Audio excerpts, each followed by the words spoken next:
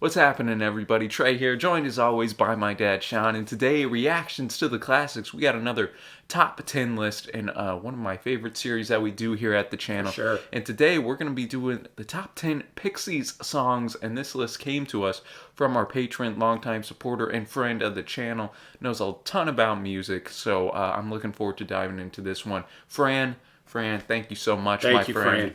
Always. I know you're a big fan of the Pixies up in here, and ironically enough, I went through their whole catalog, Sans, their debut EP, a couple months ago. So There you go. You're always a step ahead of me, Trey.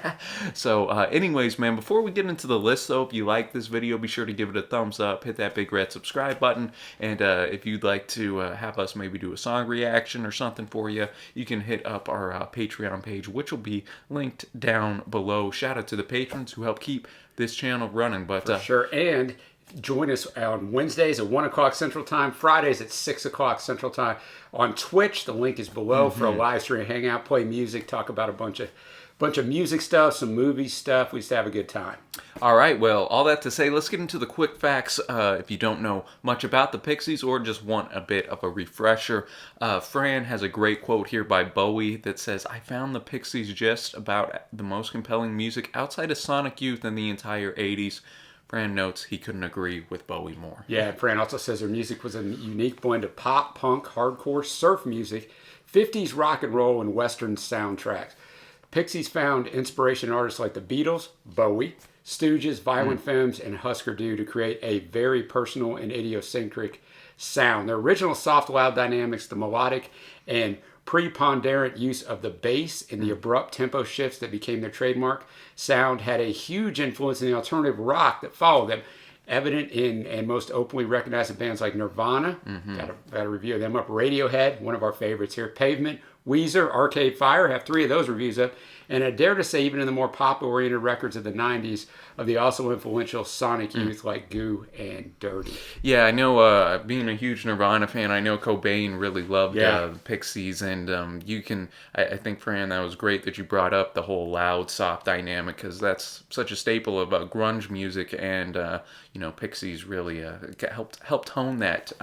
Black Francis, who is the vocalist and lyricist up in here, his abstract lyrics portrayed a bizarre yet seductive imagery with unparalleled references to sex, religion, pop culture, UFOs, or surrealism. This imagery was perfectly enhanced by the always captivating artwork offered by their label 4AD. So and that stops Fran's comments. I did a little bit of research, as I always do, but just a little quick. Pixies, American alternative band, formed in '86 in Boston. Trey, you talked about original lineup, Black Francis vocals, also over on the rhythm guitar. Joey Santiago is the lead guitar, Kim Deal bass and backing vocals, and David Levering on the drums. Disbanded in 1993, reunited in '04. They only achieved modest popularity in the U.S., but were more successful in Europe. So another American band that we come across who are much more popular in Europe, because I've said it many times on the channel, it seems like the UK in particular is so far ahead of us. No, you notice that all the time. Yeah, even all the way back to the 60s. All these great groups that for some reason never hit it big here in the States, but all that to say, Trey, let's jump into the list. As always, the music will not be up. There's a link below if you want to watch along, because it will get blocked on YouTube, Trey. So let's start out number 10 with Caribou. Caribou, and this is one of only 2 tracks I'm not familiar with on this list, because it comes off of the Come on Pilgrim EP from 1987. So Fran noted this is the opening track of it, defines very well what will be the distinctive sound of the band. It's quiet, loud dynamics, sweet vocals alternating with mad screams, and also the mix of the acoustic guitar and electric guitar. And the abstract lyrics contain references to reincarnation and Native American animism. And Fran notes it's a band favorite, played regular in the set list of their gigs. So one of only 2 songs you don't know, one of only 10 songs I don't know. So let's get it. Well, thank you again, Fran. Thanks, excited Fran, for this list. And let's get going. All right, Caribou coming in at number 10 here on this list. And I think Fran said it best, man, kind of showing we had the kind of sweetness of the verses that were more softer in delivery, and then the loudness kind of coming in and on the chorus. You can definitely see where somebody like Cobain, especially kind of in utero or later on with those screams. Yeah, I think that's a really good point. Yeah, I mean, I don't have a lot to add to it. Obviously, it's It's not a song based on lyricism, very abstract, which is fine. It's all about the sound, what they achieve sonically. Yeah, I enjoyed it. And first part, I thought the guitar tone was very slick, man. Yeah. Enjoyed that. Kind of different than a lot of Pixies tracks, where the first 40 seconds or so was an instrumental kind of gearing up with us, as Fran noted. Since this is kind of the first song, I think it works as an opener for sure. And just that whole concept. I've got lament this human form where I was born. I now repent, man. Just he doesn't even want to be human anymore. I really like the screams that Francis was bringing on the whole repent thing. Definitely can tell that influence later on in some of the grunge groups for sure, man. So I think this is a good way to start a Pixies list, Fran. Kind of a showcase some of what they're best at, as you know better than me. But now we're gonna go to track number 9 on this list, "Wave of Mutilation," from what I and many others think is their best record, "Do Little." Yeah, and from 1989. And most of what we're going to say on these songs, Fran gave great write-ups. I don't have a lot to add through my research as I went through. There's a few things on some later songs, but this is Fran. The standouts are the propulsive drumming and bass line, together with the very melodic guitar riff and vocals. Charles has mentioned that the lyrics were inspired by the phenomenon where Japanese businessmen who found failure were putting their whole family in the car and driving into the ocean. Ooh, there's not a lot of light affair going around. No, and Francis has always thought it sounded like the Beach Boys, led by Charles Manson, and there is a connection there. So, all right, "Wave of Mutilation." I do enjoy that song. I don't know why I didn't already have it saved up in here, man. But only 2 minutes, man. Kind of again leans a little bit of credence to what Fran was saying. That kind of inspiration from the 50s, the little surf rock. Yeah, I could definitely hear it after Fran pointed it out. Those short and sweet songs. What you think of this one? Yeah, I liked it. I love the sound of it. I mean, the verse 1 starts out right away: "Cease to resist, give me my goodbye, drive my car into the ocean. You think I'm dead, but I sail away."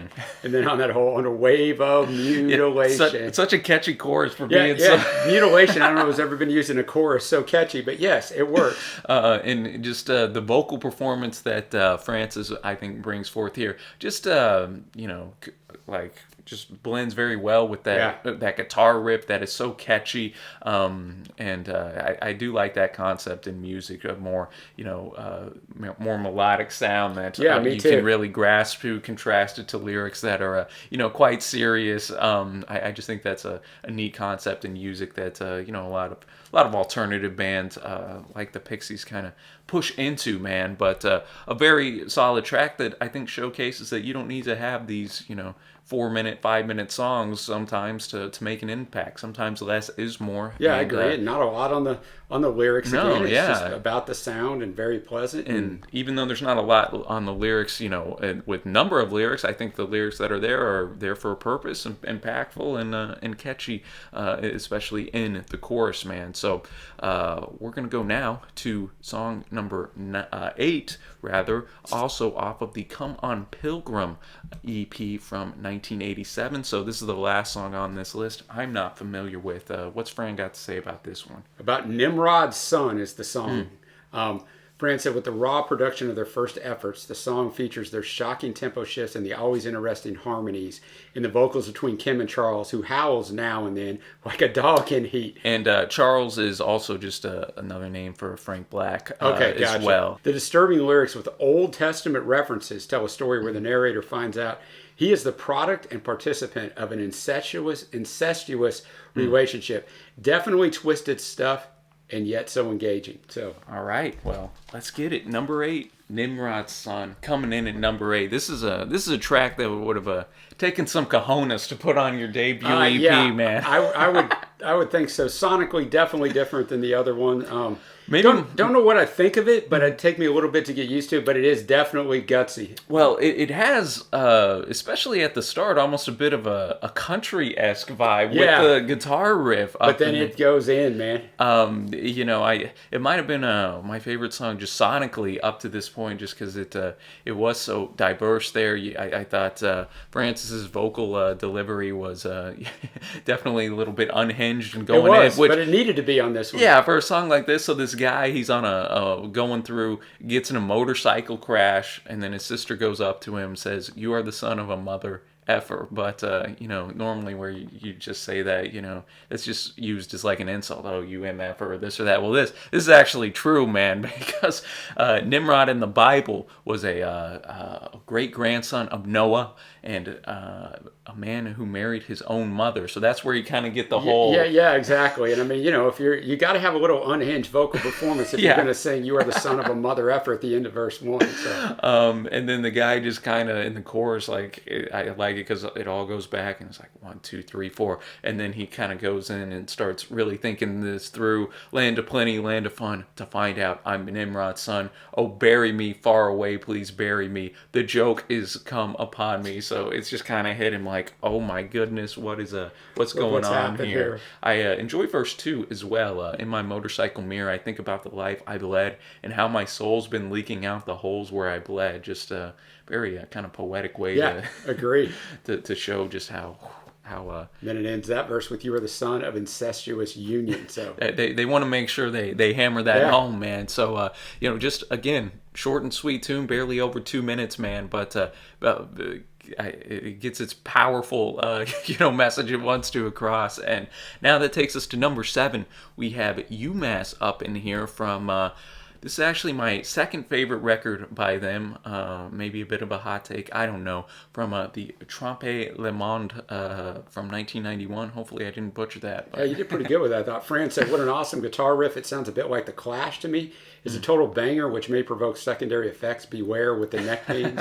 Charles' vocal delivery is fantastic, so full of swagger. I love the sarcastic lyrics about the educational system in the University of Massachusetts, where Charles followed studies. I didn't know. I saw UMass, which is, of course, the abbreviation. I thought, is that what that's for? But it is. Right, UMass coming in at number 7 well, he was coming hot on the lyrics, wasn't he? Yeah, man, and shout out Joey Santiago with putting forth my favorite guitar riff and performance on this one. I thought Kim Deal handled the bass quite well in her own right. Yeah, and I see in the notes on the side over here that it's not only about UMass, but it's where Black Francis actually met Joey Santiago. So maybe that's why he was going all in on that. A lot of the Pixies songs were written by Francis during the period he was enrolled at UMass and before he and Joey dropped out to form the band. He obviously has some strong feelings towards them. I'm not going to read you all the lyrics, but in the sleepy west of the woody east is a valley full of pioneering. We're not just kids, to say the least. We got ideas.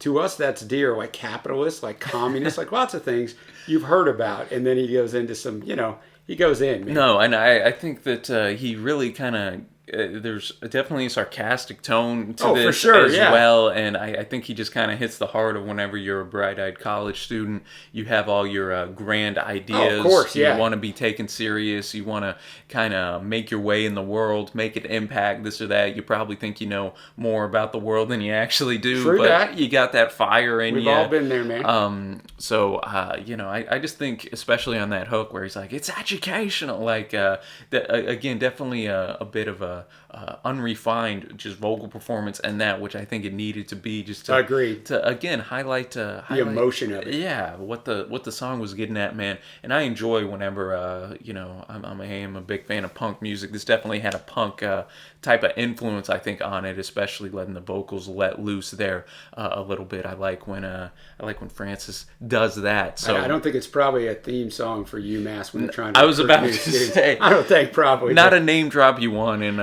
hey, man, they I think Francis and Joey probably are okay with their decision they made to drop out. I agree. I think so too. Well, now as we go and approach the top half of the list, we go to number 6 with the only song on this list from Bossa Nova, just before the record we had just heard from 1990. We got Veloria. Yeah, and Fran said the song benefits from the more polished and professional production of this album. Santiago's imaginative guitar work creates a haunting atmosphere masterfully boosted by the theremin and the beautiful vocal harmonies. A love song that sounds like no other, with a very imaginative and evocative set of lyrics. That ought to be good. And then I found in my research, it was their first UK Top 40 hit. Black Francis said of the lyrics, it's folklore based. The Rosicrucians, I know I butchered that too, of the 1920s, San Jose, California, had some pretty interesting ideas. I can say that word in my head, however, I cannot voice it. The beauties of being on camera. Well, let's get it. Number 6.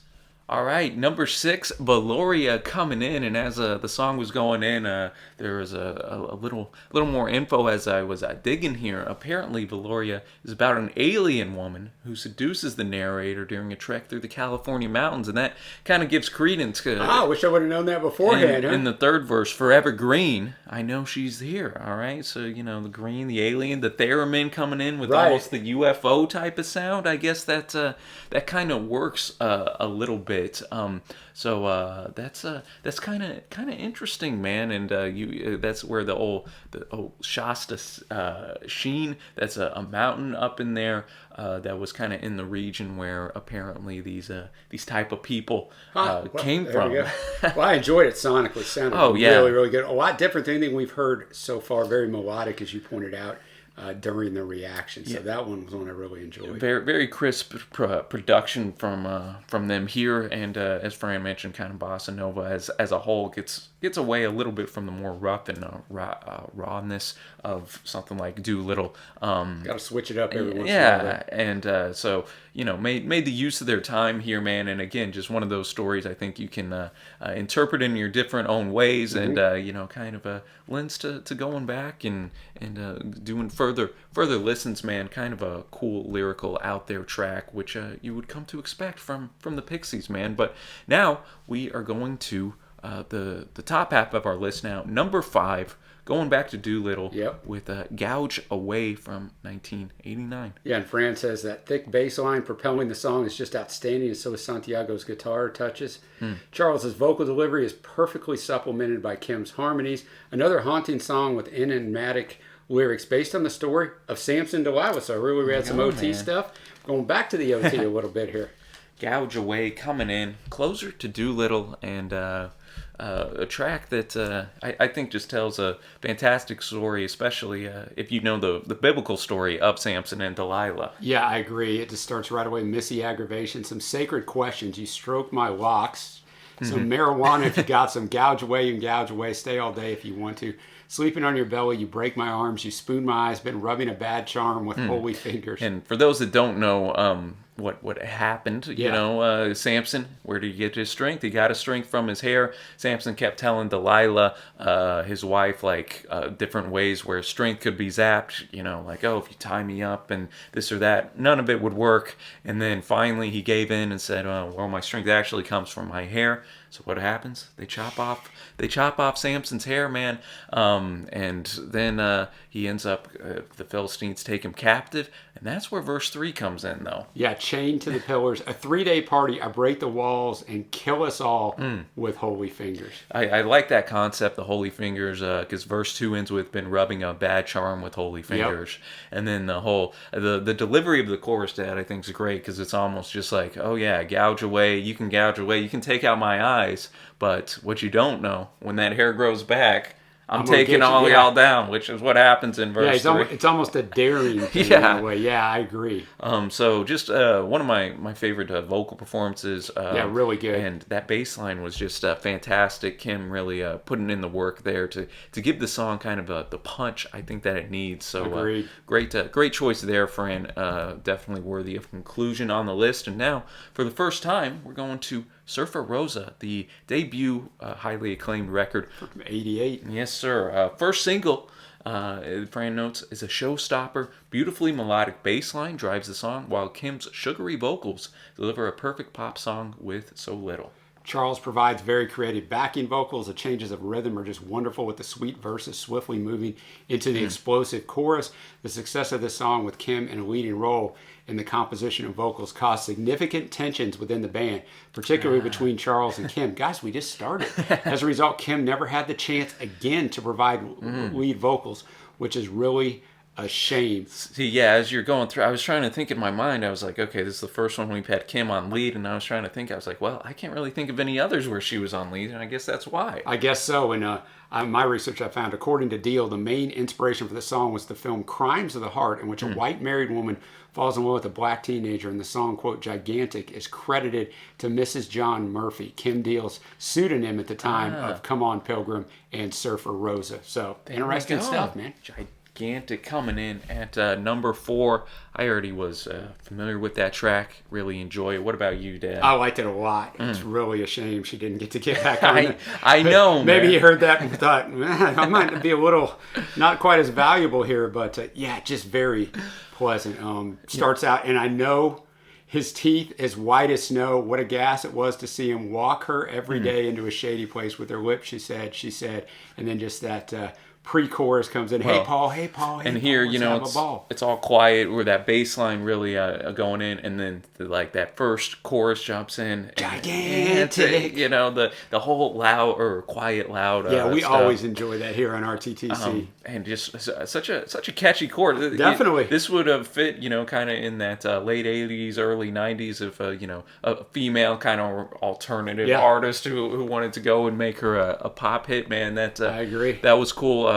Francis actually noted on this, he said, a good chord progression, very Lou Reed influenced. And when I read that, I was like, yeah, this definitely has a lot of that does make sense. Lou Reed, you know, kind of VU influences on this. Francis noted, I had the word gigantic in my mind just because the chord progression seemed very big to me. Basic, but true. Yeah, there we go. And then, you know, verse 2 again, further notes. Like now, once we know that Kim was influenced by that Crimes of the Heart and, you know, the whole white and black love interest there, you know, that kind of she notes he'd walk her every day into a shady place.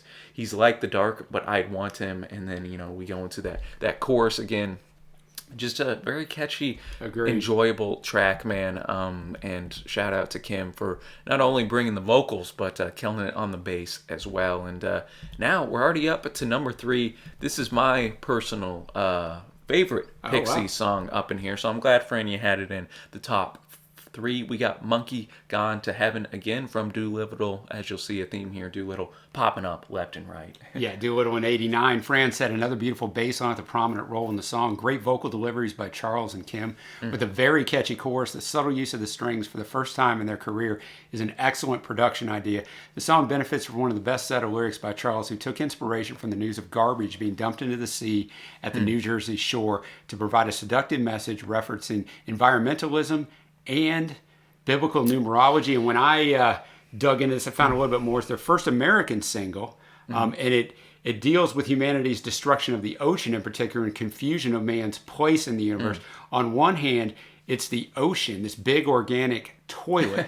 Things get flushed and repurified or decomposed, and it's this big, dark, mysterious place, Black later said. It's also a very mythological place where there are octopuses, gardens, the Bermuda Triangle, Atlantis, and mermaids, and then the numerology. Yeah, you got the line, if man is 5, then the devil is 6, and God is 7. Francis later expanded on the significance of the lyrics in an interview, saying it's a reference from what I understand to be Hebrew numerology, and I don't know a lot about it, or any of it really. I just remember somebody telling me of supposed fact that in the Hebrew language, especially in the Bible, you can find lots of references to man in the 5th, and Satan in the 6th, and God in the 7th. I didn't go to the library and figure it all out. And the song's numerology is also alluded to on the single's cover, which features figures of 5, 6, and 7, and also a monkey with a halo. There you go. Can't get better than that, man. No, man. Yeah, I know that is kind of a big thing. Sometimes people kind of look, especially in the original Hebrew, like, okay, what is this number? Yeah, what is this? What is Trying to come up with something. But cool, man. Let's dive into this one. Bravo to the Pixies here. You're already highly influenced coming into it. You said it was your favorite. It's really good. Yeah, I was wondering what you thought. It's really good. I like it. You know, just there was a god, an underwater god who controlled the sea, got killed by 10 million pounds of sludge from New York and New Jersey. And then, you know, this monkey's gone to heaven, the hook. I like this one part. It's towards the end. Yeah, it's verse 3. It's the thing when he talked about, I don't really know anything about it, but he goes Yeah. ahead and puts in a verse of man is 5, if man is 5, if man is 5, the devil is 6, repeats that, then God is 7. I just like it. I don't really know, but I heard it, so I'm going to throw it in. And it sounds good sonically, just the way he's saying it. Oh, my favorite part of the track's at the very end where Francis is screaming out, "Then God is 7," and for the longest time, man, I always thought that it was saying, "Then the devil is sex, sex. Then the devil is sex. Then God is heaven." I always thought it was saying I can that. see how, Yeah. isn't it funny though how so I have all these songs from my childhood that I always thought were something. Then I go back and look at the lyrics and I'm like, oh, I was singing it wrong, but I could hear that. Yeah, I could see that. I mean, it kind of makes sense. The It devil does. was the sex, and then God, of course, with heaven. The whole monkey's gone to heaven motif up in here, man. So just a lovely sonic tune. The strings in here were a great touch that you wouldn't expect. Kim's vocals on the hook are just fantastic as well. Definitely. The whole male female dichotomy there. It's just one of my it's my favorite Pixie song. One of my favorite songs from the '80s. Just in general, man. Just a lovely, lovely tune that will obviously be in my favorite tracks at the end. And we now are going to go to another Surfer Rosa tune. "Where Is My Mind?" You actually do know a Pixie song. I Dad. do, because we did this in a movie in credits top 10 That's for another one of our right. patrons, Brian. Shout out to Brian. But Fran said with this one, all the band members provide incredible parts to create this unique gem.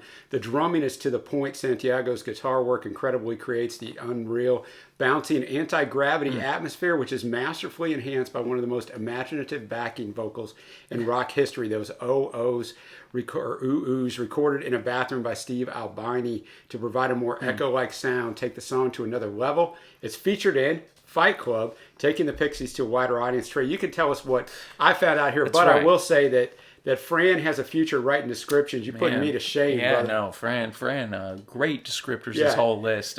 Song was written, of course, by Black Francis when he attended the University of Massachusetts, as we already had touched on UMass earlier. Inspired by his experiences while scuba diving in the Caribbean, he later said that he had, quote, "this very small fish trying to chase me. I don't know why. I don't know too much about fish behavior."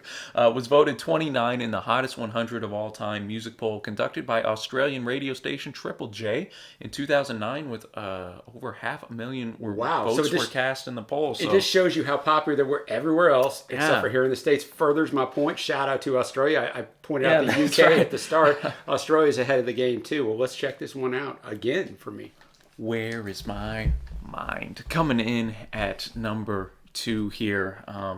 Works well in Fight Club. Works well on this top 10 list, Fran. Yeah, when we did the movie credit one, I know this. I think I said it. This song reminds me of another. It's like the riff, the guitar riff, and then I forgot about it. Now it's going to drive me nuts again, and I just can't quite get there. So if you know what I'm thinking of, but I'm not smart enough to think of it, leave it in the comments below. Really like them, and we really have a hard time. We always pick our top 3 songs.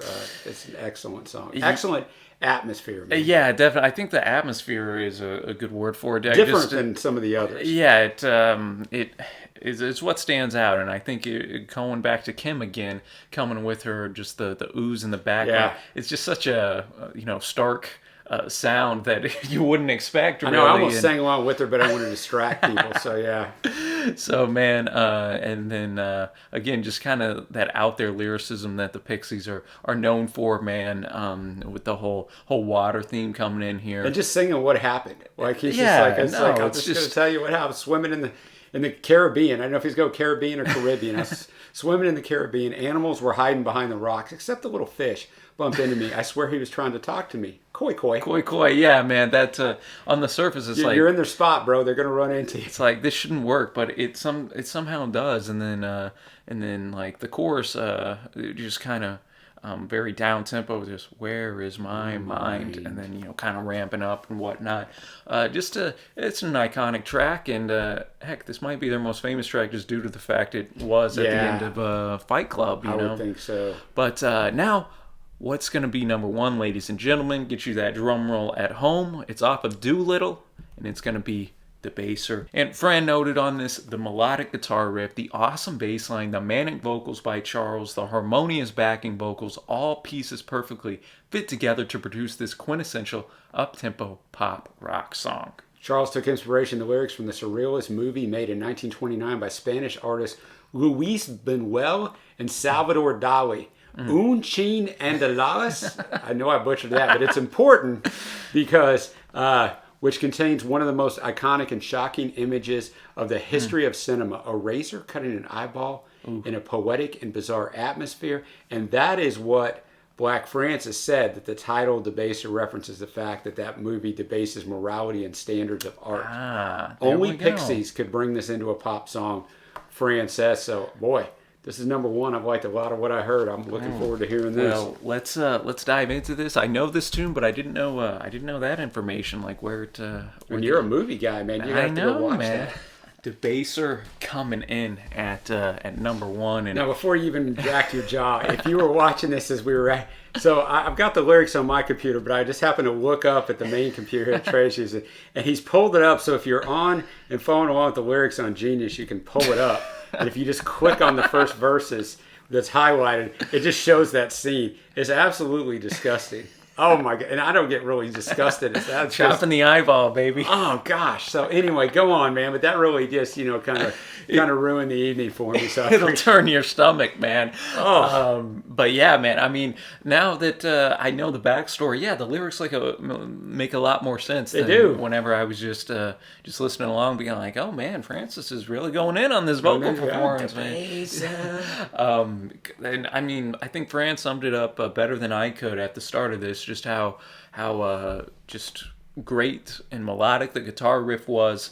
Bass line again was killer. One of my favorite vocal performances by Francis on this. You have Kim's just monotone vocals in the chorus, just saying the bass, or compared to what we had on the previous track where the oohs were going in great. So I just think this is a fantastic little pop song, even if it might be in a left field. Left field, yeah. If as long as you don't bring that GIF up, it makes it better. So, all right, what a good list. I didn't know anything about the Pixies except for that one song, as you reminded me. Obviously, "Where's My Mind," because of the movie in credit top 10 we did. So, I know you knew all the songs, but probably not super well, right? No, just kind of ran the catalog. Yeah, I ran the catalog, and so really diving into lyrical content and backstory was cool. Yeah, and so I mean, I really enjoyed it. First impression of the Pixies, really enjoyed it. I'll go first. 2 honorable mentions for me: "Where's My Mind" and "Gigantic." All right, yeah, two bangers. My favorites: "Wave of Mutilation" off Doolittle, "Valoria" of Bossa Nova, and "Monkey Gone to Heaven" there you go. Of Doolittle. So those are my 3 faves. So if I liked. 5 of the songs were in contention. Yeah, I'm going to go with Monkey Gone to Heaven, of course. I think I'm going to give a nod to Gigantic, just with, Kim on lead there. And, man, I hate being basic, but I think I'm going to go Debaser as well, just with how catchy it is. UMass, honorable mention, as well as Gouge Away. Honorable mention as well. Well, I see on your Spotify list you already have 7 of these favorited from before, so I figured you might have a little bit of a hard time. So that tells me that. And 2 of them came off of a Come On Pilgrim, which I've never listened to, so Yeah, that's true. So you had 7 of the 8 that you've listened to on here, so must be a pretty good top 10 list as always. Oh man, so always appreciated, Fran. Really enjoyed the Pixies going through their stuff earlier this year, man. Definitely you can see their influence on so many of the great alternative and indie bands of the early and mid 90s. So always cool to see that, and I think their sound still holds up today, which sometimes in the 80s is tough to find. But anyways, man, let us know your favorite Pixies record as well as your top 10 down below. Always appreciate it, Dad. And until next time, thanks for watching, happy listening, and we will see you.